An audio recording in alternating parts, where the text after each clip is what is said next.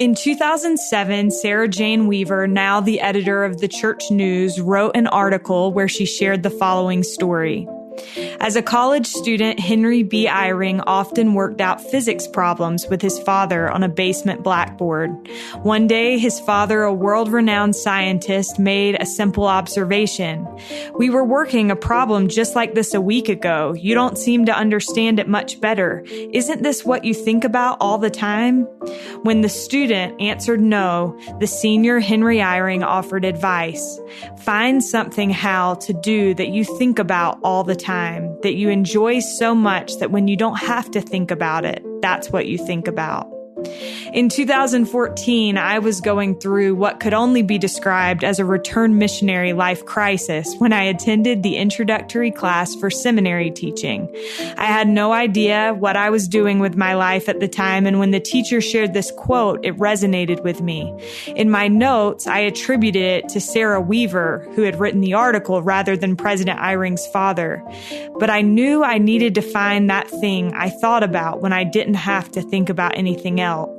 It wasn't until years later, working at the Deseret News, that I revisited those notes and realized that I now worked with the very person who had shared the idea that shaped my life at a pivotal point.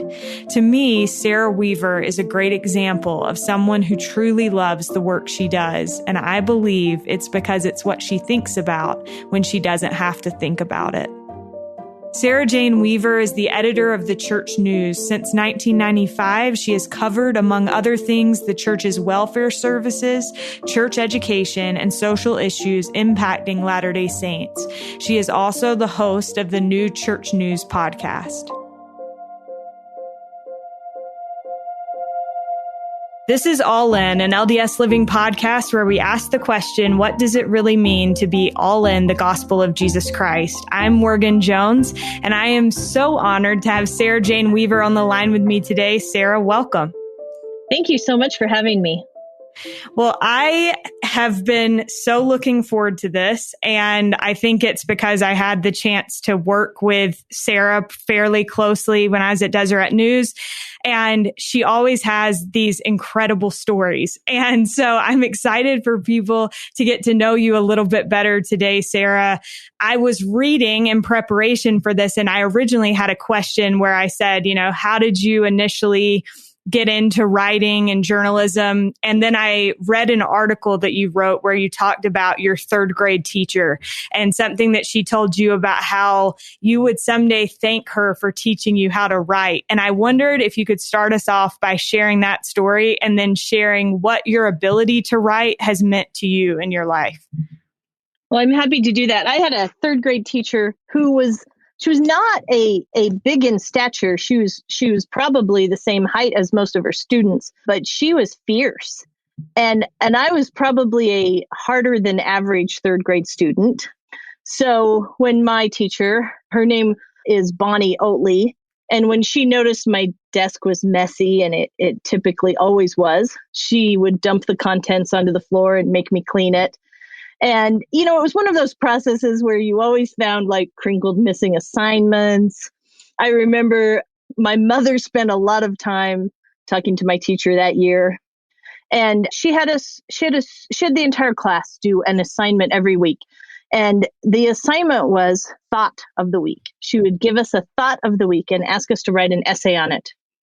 And one of the particular essays that I remember the most was this thought of the week that said, today is the first day of the rest of your life. And I could not figure that out in terms of what that meant.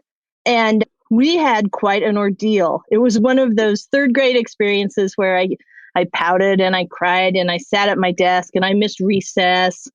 And ultimately I took the thought home as homework and I figured it out. And I don't remember what I wrote.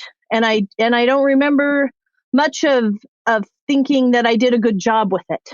But when I turned it in the next day, my teacher turned to me and said, someday you will see me on an elevator and you will say, thank you, Mrs. Oatley, for teaching me how to write.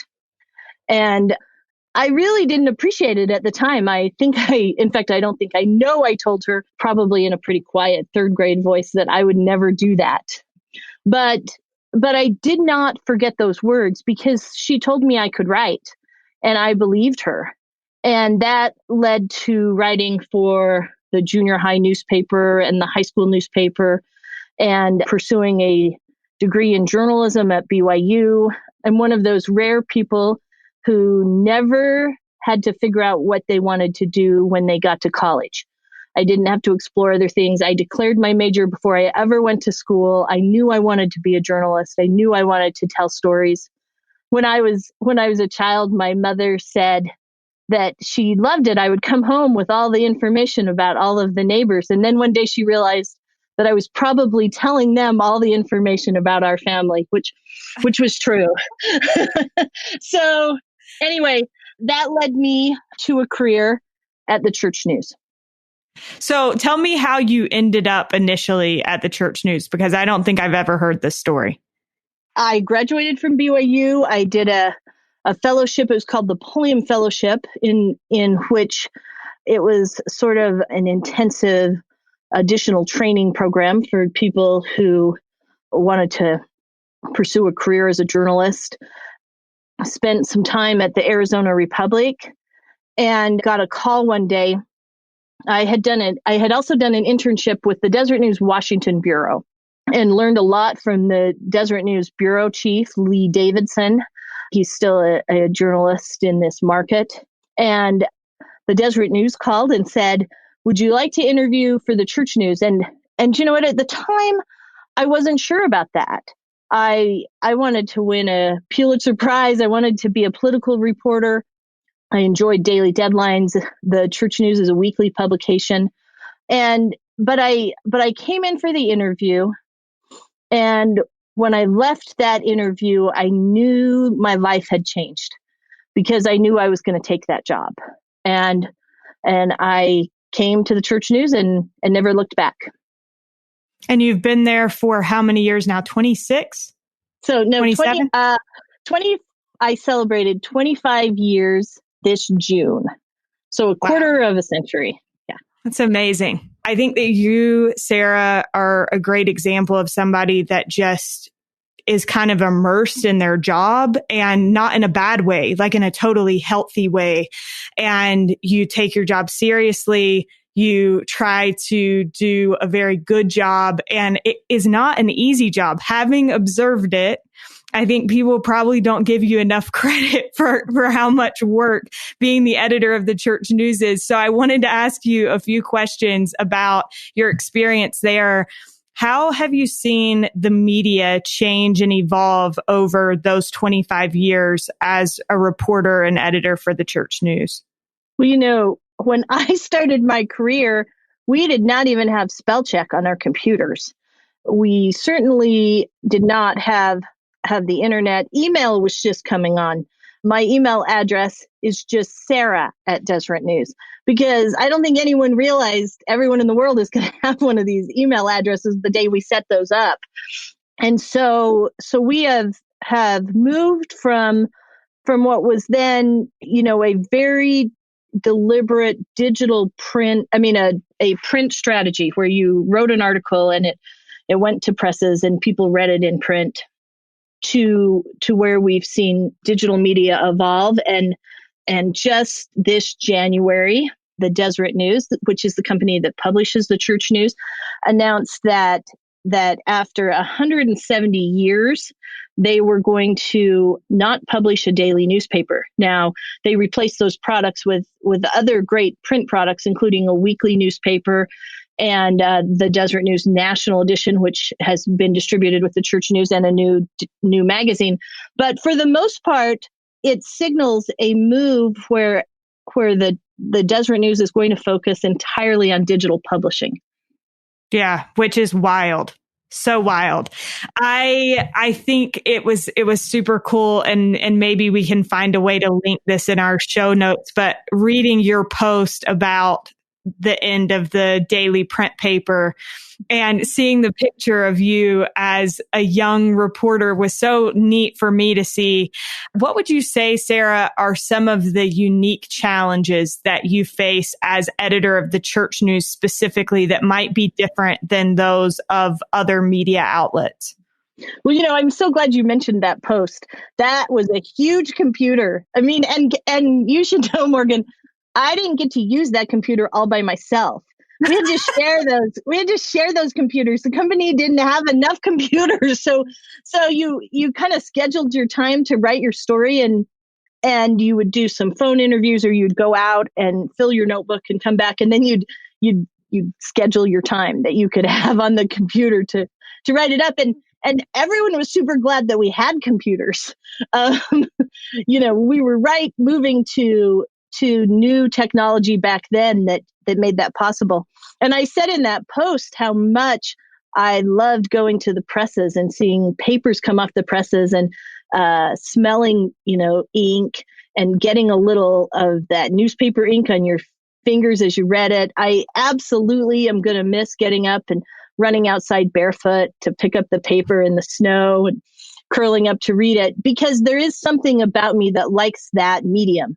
But, as everything changes, we have to adapt and change as well. And there's some really great things that have come.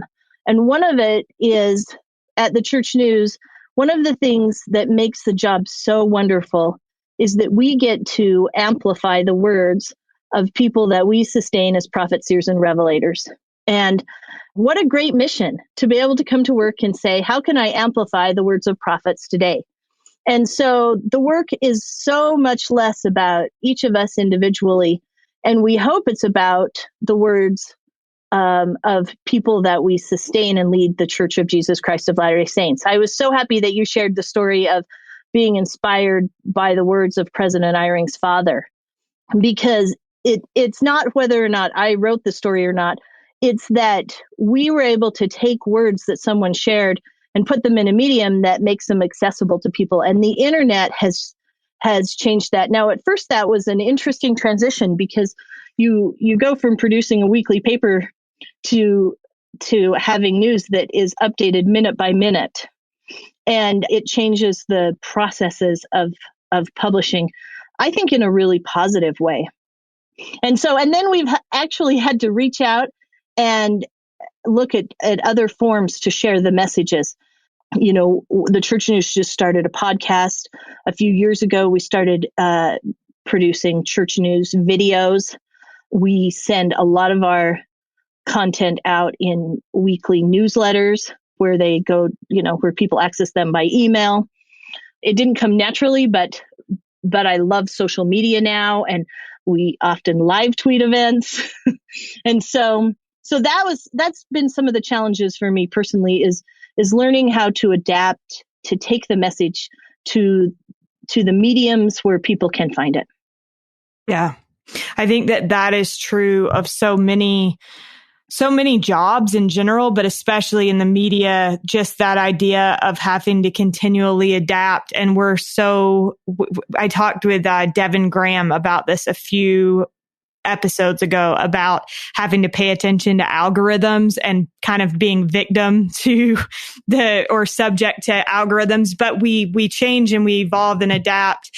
What do you wish, Sarah? I think one thing that you have had a unique glimpse at is just how much church leaders care about the members of the church and how hard they're trying. And so I wondered, what do you wish people who have faith questions or doubts understood about church leadership? And how has working with them shown you that they are truly directed by God? And I will preface this by saying one of my favorite things that you have ever written was the piece that you wrote about the policy change. And I thought that was such a great example of approaching questions and doubt. So if you feel comfortable sharing any of that, I think that'd be awesome. Yeah, I'm totally happy to share that.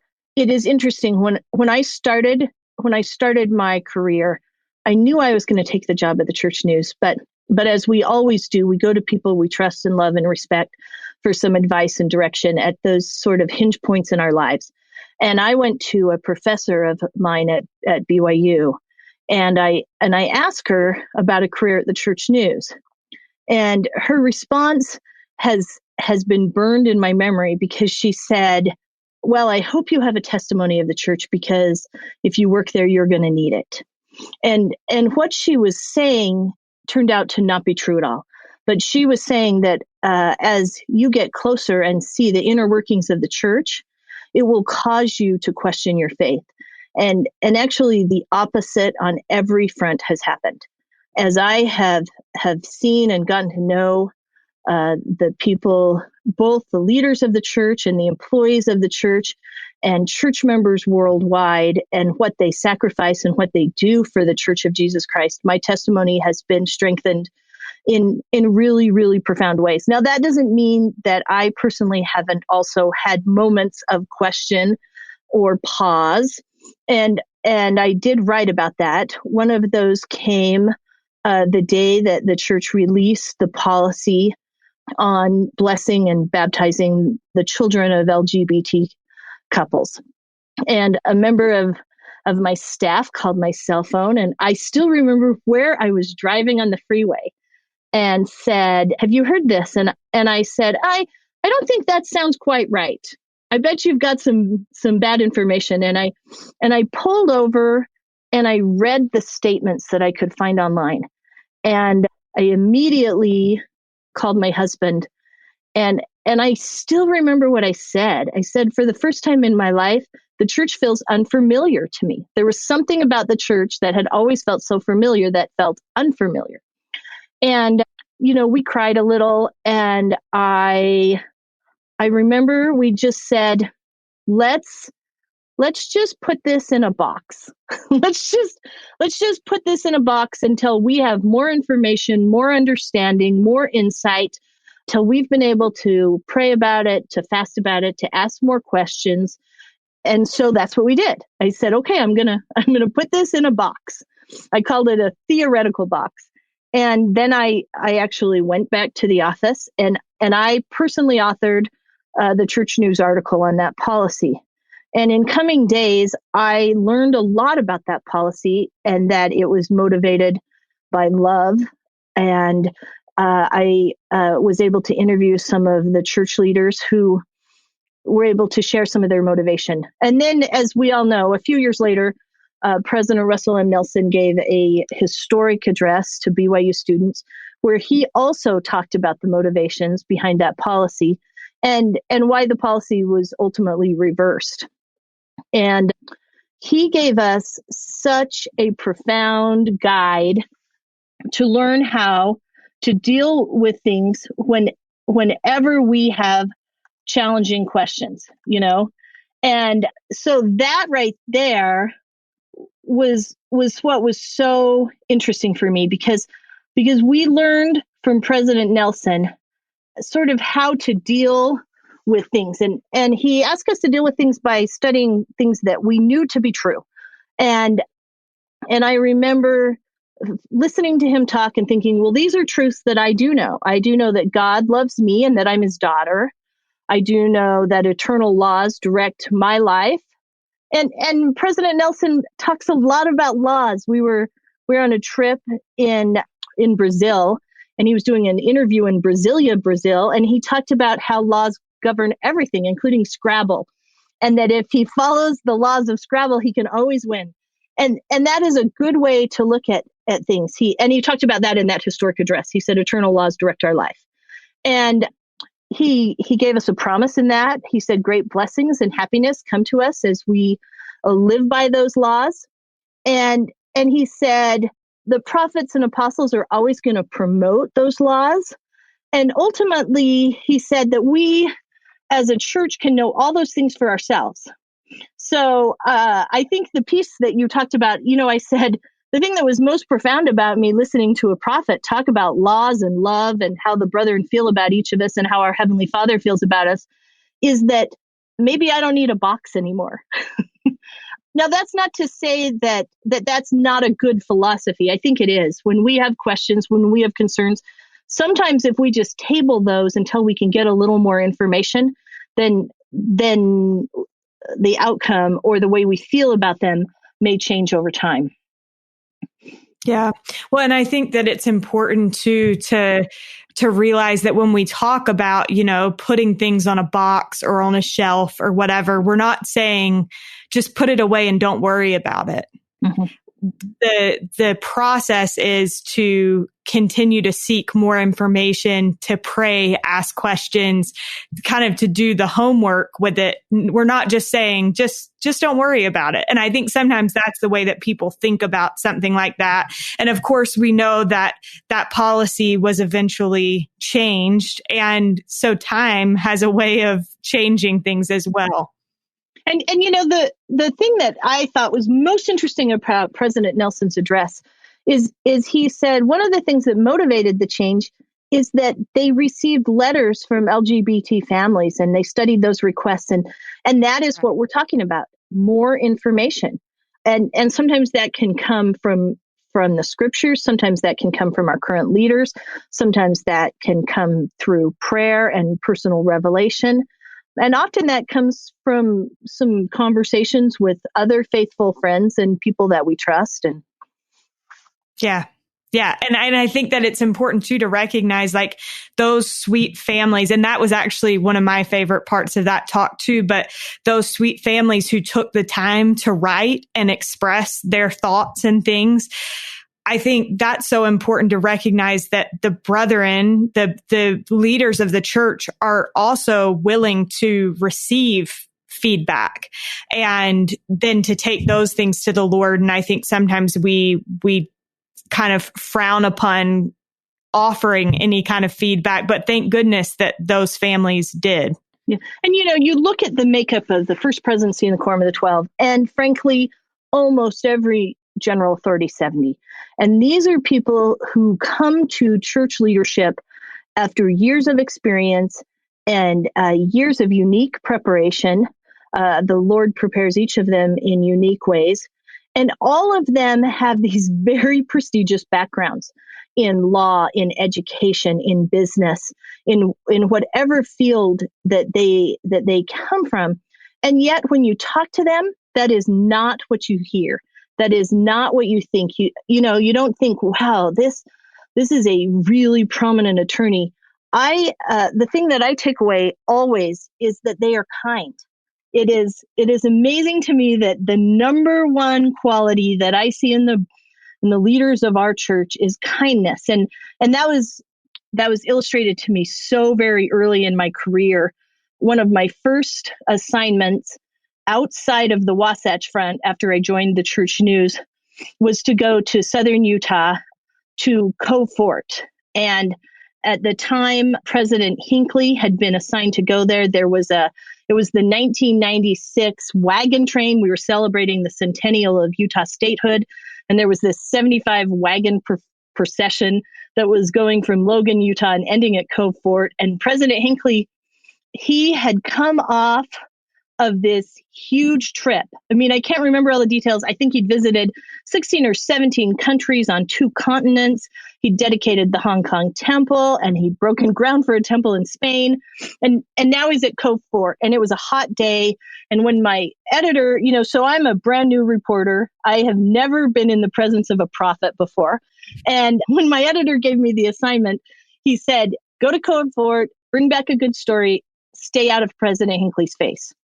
And, it was very clear, do your job, don't get in the way. And so I get down there, it's hot, the wagon train is delayed. And this cute missionary couple that lived at Cove Fort said, why don't you come in our house and have a drink? So I go in and I'm sitting on the couch and in comes President and Sister Hinckley. And Sister Hinckley sat by me on the couch and President Hinckley sat on a chair, right on the other side of me. And we're having some small talk. And then there's this moment where someone in the room says, hey, Sarah, while we're waiting, do you have any questions for President Hinckley? And you have to remember, I'm a journalist. I'm paid to ask questions.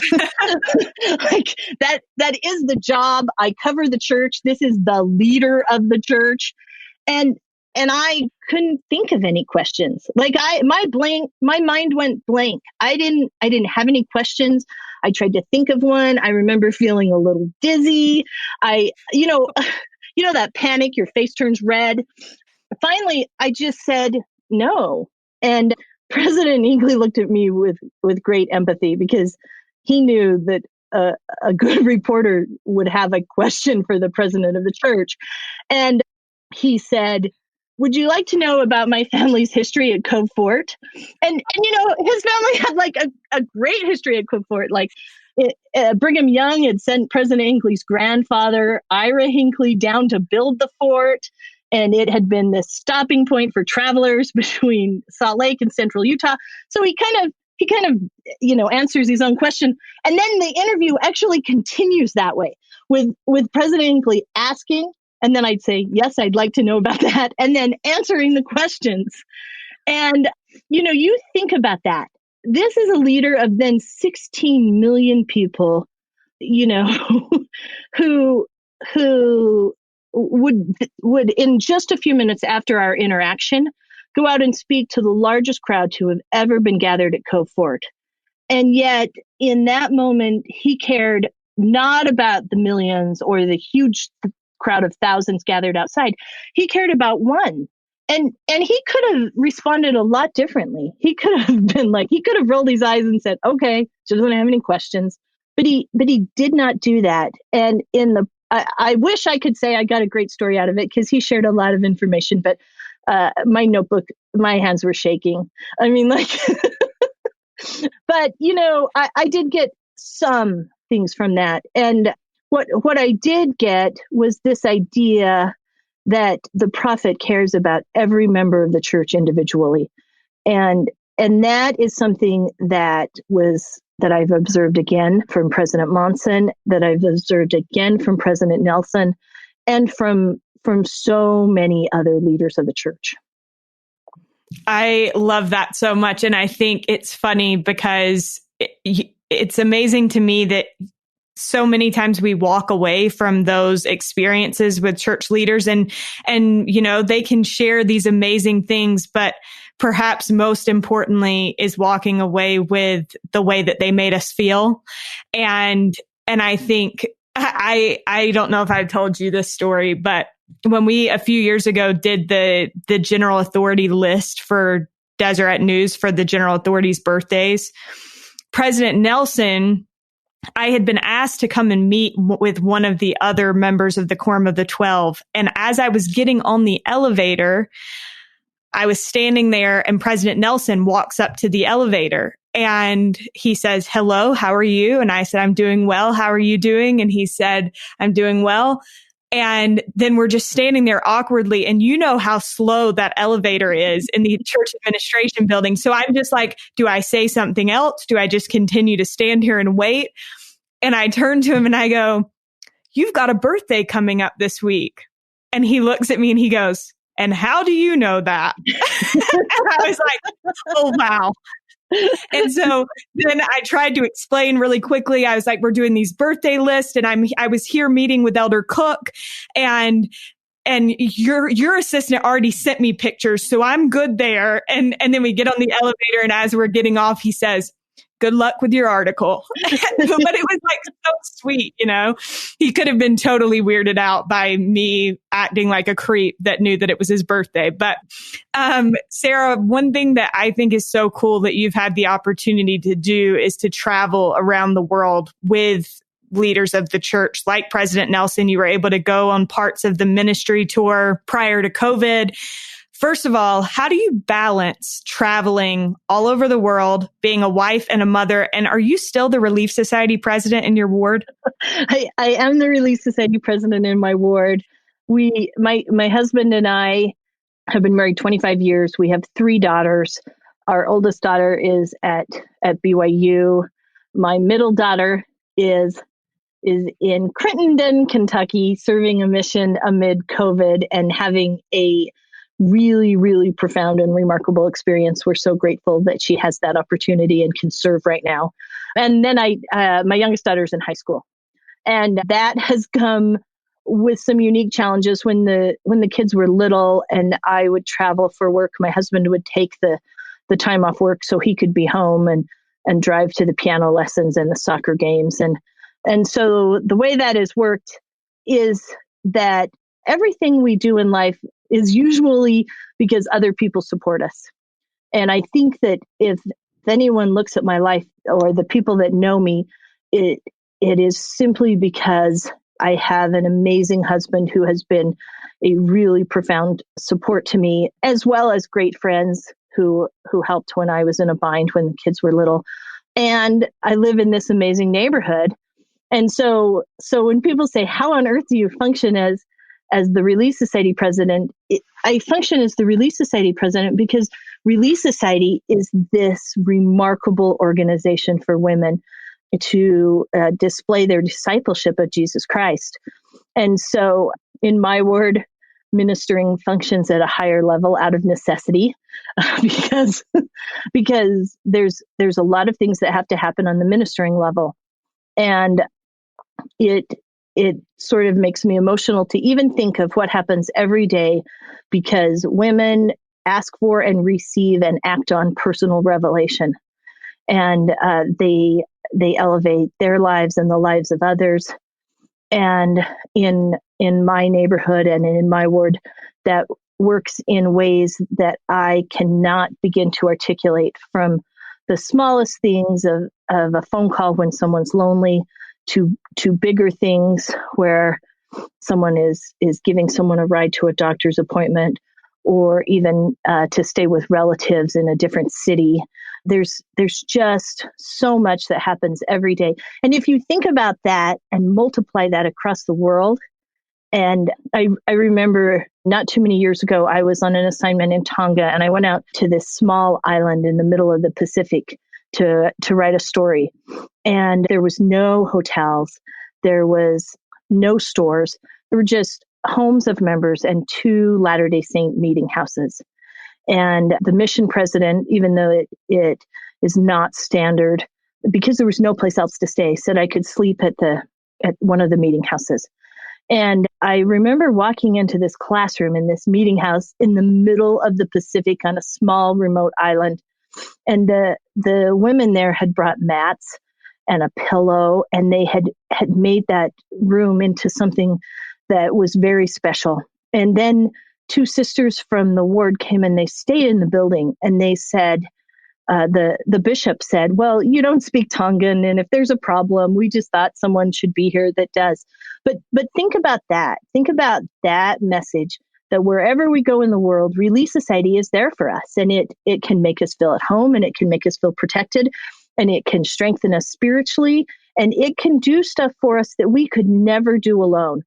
And, I think I tell my daughters, they're just at that age where they're leaving young women and going out into where they think that they, it's not as fun to go and spend Sunday with the old ladies.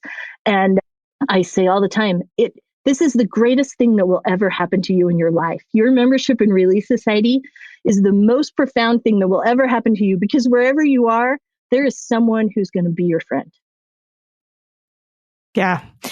I served with a lady in a Relief Society presidency, and she told this story always about how one night she went to go check on some girls that were not active in our YSA stake, and she knocked on the door, and this girl came to the door. Then kind of under her breath, she said, "Old daddy," as in like her dad had transferred her records so that she could be found. And this Relief Society president had some children at the time that were not active. And she said, that has stuck with me, because I hope that somebody somewhere knocks on my daughter's door, and that if my daughter happens to wander into Relief Society, that somebody sits next to her. And so I think that is a powerful thought. Sarah, I love that you mentioned the experience with the members in Tonga. You said that your favorite assignments include reporting on temple dedications and writing about members around the world. And I love that you've shared experiences with that and talked a bit about the global nature of the church. But I wondered, what have you learned as you've traveled around the world about how we are all more the same than we are different? Because I think, we hear those stories about members in Tonga, and here in Utah, we're like, I can't even imagine that. But I think also there's this powerful foundation that we're all children of God. So how have you seen that? So many of the trips that I have taken for the church news, I've taken alone, where someone's given me a camera and a computer and a plane ticket, and then I'm in the Philippines. And there's always a moment where I think, okay, travel never came easy for me. It made me extremely anxious. It's ironic that I have traveled as much as I have for my career, because if someone had asked me if I wanted to travel when I was younger, I would have said no. And it's been such a profound blessing to see the church around the world. I'm also grateful to have seen countries and cultures. But that's not the blessing. It's the church members, and it's getting off a plane. I remember after a horrible storm hit Tacloban, Philippines, and flying in and having all of this destruction and no power and no water, and getting off the plane and looking around and immediately knowing who the bishop was that had come with his counselor to pick me up, because you could tell it, because the church had elevated their lives and they looked different. And then having the opportunity to go and see how the members were doing after that horrible, horrible storm. And the members of our church, most of them had fared better than so many others, because their stake president had asked them to spend the night in the stake center, which was a little more stable and damaged a little less than some of the homes. And then they had all gone out in mass and found the people that were other members or neighbors or others who needed help. And our buildings were a refuge where people got medical treatment and water and were able to sleep and got food. And then in coming weeks, the church had this program where people could rebuild. They could get some tools and learn some skills and rebuild their own home. And then they would rebuild 10 other homes. And then in the process, get a certification to be a builder in the country. So coming out of the storm, they actually had a self-reliance path forward, as well as a home, as well as, and in the process, 9 other people had homes built for them. And so you think about that little thing that's happening across the world. And it doesn't matter where you go. It doesn't matter who you meet. I remember walking with a woman along the shore of the Amazon River in Manaus. And we talked about the church and our place in the church as women.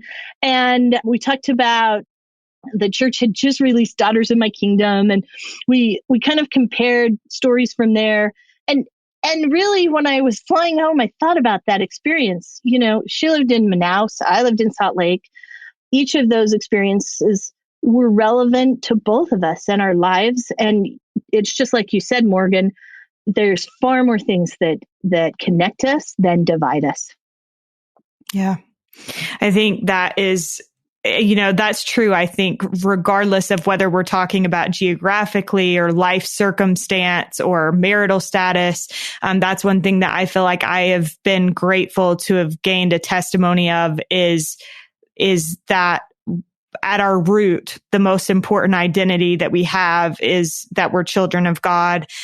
Sarah, before we wrap up, I did want to ask, I feel like your job has probably changed quite a bit in the last 10 months with COVID.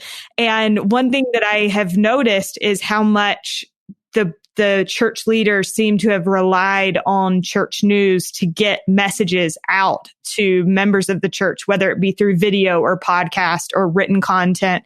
And so how would you say that your work has shifted during the pandemic? And what have you observed being the focus of church leaders right now? Well, it's so interesting. You think of President Nelson's ministry as president of the Church of Jesus Christ of Latter-day Saints. And in the first 2 years he was prophet, he visited 35 nations. He visited 6 continents. He traveled thousands of miles. I received the assignment to go on many of those trips with him. And he's ministering to people in really large gatherings. Thousands and thousands filled the stadium in Guatemala. And then just a few months later, he traveled to Vietnam and met in a hotel ballroom with hundreds.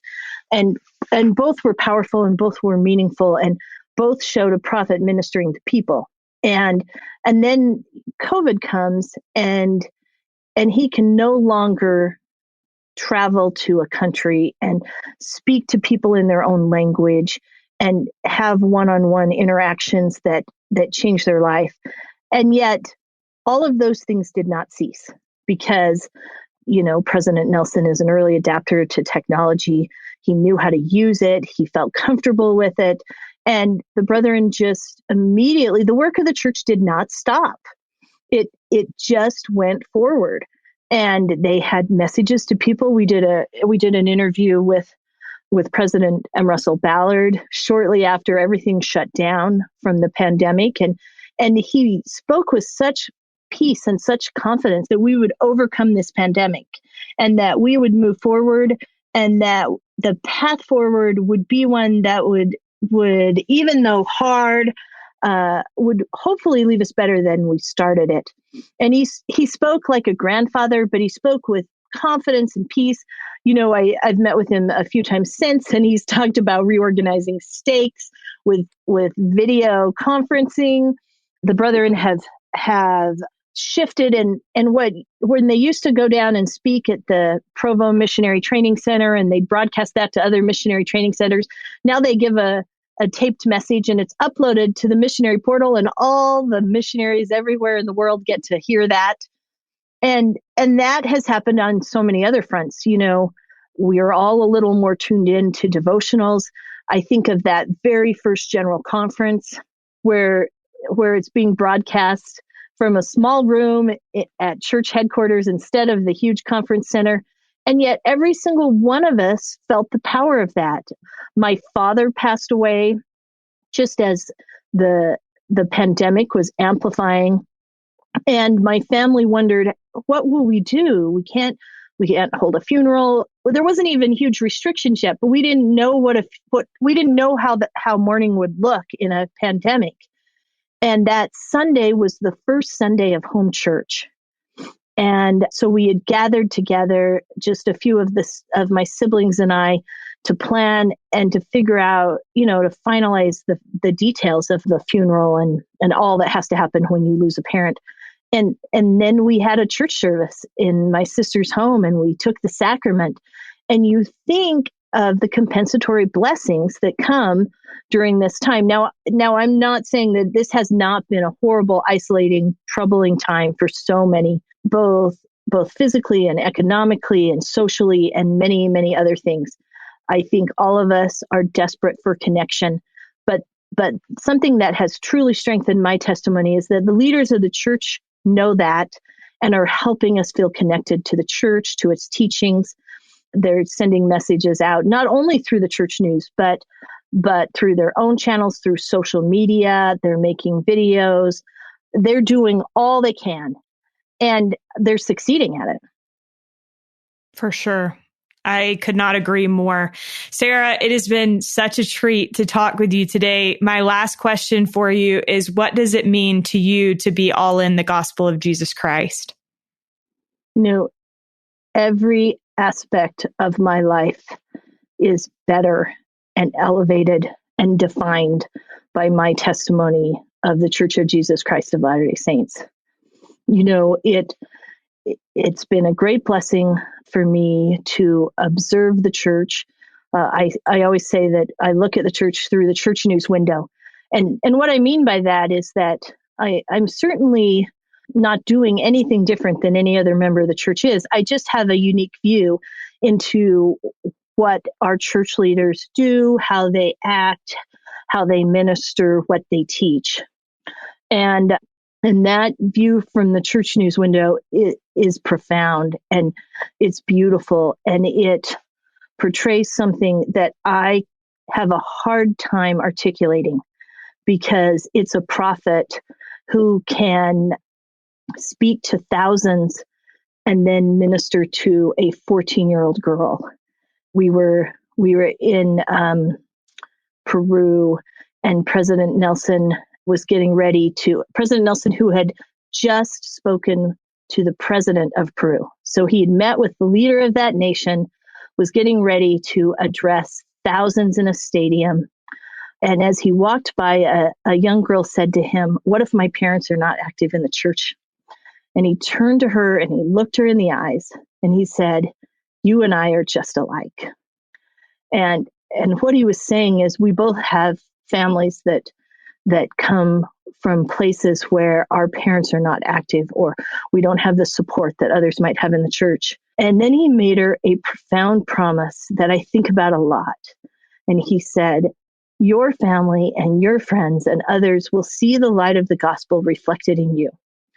And that's what you do. That's how you move forward." And that, I don't know if I've always been successful, but my hope and prayer every morning when I get up is that somehow others will be able to see the light of the gospel, or the testimonies of those people who have given their life to testify of the Savior through me. And the Church of Jesus Christ has in every way blessed my life and so many lives across the world. Thank you, Sarah. I think, it's neat the way that you put that. And I was thinking about it in terms of like the tagline of the church news, a living record of the restoration.